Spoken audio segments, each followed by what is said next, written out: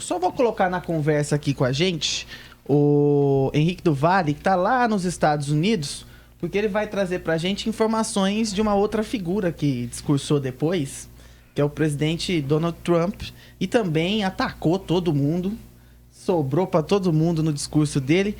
Conta pra gente, Henrique, como é que foi esse discurso aí do presidente Donald Trump na Assembleia Geral da ONU? Pois é, gente, primeiro de tudo, boa tarde.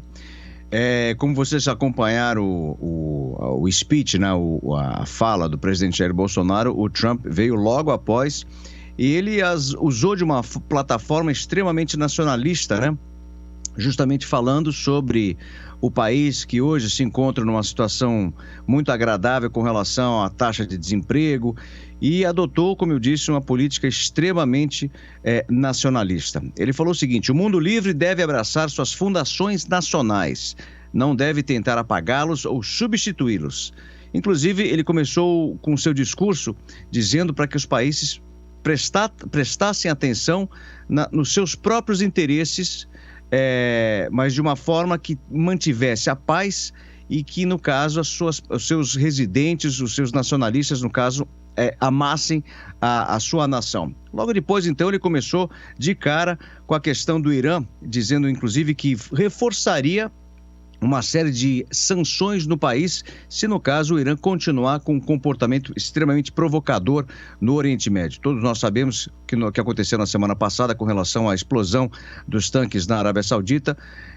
Na verdade, ele indicou que o responsável por isso foi o Irã, mas a gente não tem ainda nenhuma prova específica sobre isso, e disse que, na verdade, vai apertar o cerco para o país, e a gente sabe, inclusive, que até então o Irã se apoiava tremendamente nos países da Europa. Então, durante o seu speech na ONU, o que ele procurou fazer? Alertar os países europeus para que, dessa forma, os europeus comecem a ficar um pouco mais do lado dos Estados Unidos e enfraqueça aquela ligação que o Irã tem hoje com a Europa. Outro assunto muito importante que o presidente Trump falou foi justamente com relação à comunidade LGBT.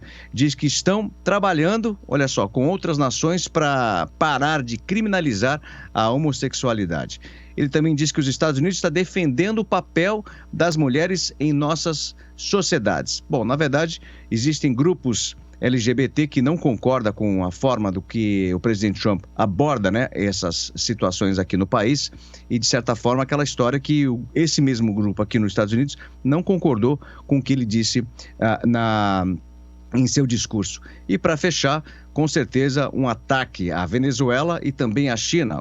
Com a Venezuela ele não perdoou, fez críticas assim extremamente rigorosas, dizendo que ele é um ditador e um fantoche cubano protegido por guarda-costas cubanos que se escondeu do seu próprio povo, inclusive enquanto a Cuba, né, acaba roubando a riqueza do petróleo da Venezuela para sustentar o seu próprio governo comunista corrupto. Logo depois disso, ele inclusive abordou a questão da China, acusando o governo chinês de prometer uma série de medidas que não foram feitas. Além disso, acusou o governo chinês de transferências forçadas de tecnologia, roubo de propriedade intelectual e também grandes segredos comerciais em grande escala. E todo mundo sabe que, na verdade, existe a manipulação da moeda, e essa questão da guerra comercial com a China, com certeza vai continuar se, no caso, o governo chinês não sentar à mesa e procurar acertar a situação com o governo americano. Ele não deu nenhum tipo de sinal que vai amolecer com relação a esse tipo de comportamento com o governo chinês. Então, assim, pelo que a gente pôde acompanhar, o presidente Trump vai continuar tendo a sua mesma postura, porém hoje uma grande preocupação para o presidente americano, que felizmente ou infelizmente, não sei nem como colocar isso, mas os democratas por aqui resolveram abordar a questão do impeachment, sendo que até então as conversas que aconteciam nos corredores do Congresso era como que poderia ser feito, aquela coisa toda, mas até o final do dia de hoje, com certeza, os democratas que têm 65% de aprovação, achando que é necessário que o presidente sofra um impeachment, a gente vai ter talvez uma resposta até o final do dia, porque felizmente a House of Speaker Nancy Pelosi vai sentar com os democratas para fazer uma linha para ver exatamente o que vai acontecer no dia de hoje, porque ela mesma acha que agora, se o governo, se os democratas não fizerem absolutamente nada, vai refletir essa fraca atuação do partido nas eleições do ano que vem. Então, é uma questão que logo mais, no final do dia de hoje, com certeza a gente vai ter algum tipo de informação. Ok, Henrique. E essa ação toda em torno aí do impeachment é por causa das ligações que ele fez, tentando levantar aí as sujeiras da família Biden, é isso?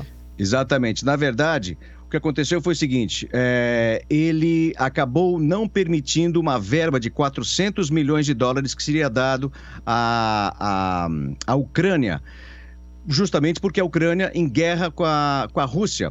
Só que ele prometeu essa ajuda financeira em troca de um favor pelo presidente da Ucrânia, onde, no caso, o presidente da Ucrânia iria passar algumas informações referentes ao filho do ex-presidente Joe Biden, que, no caso, teria algum tipo de relacionamento com uma empresa de gás naquele país.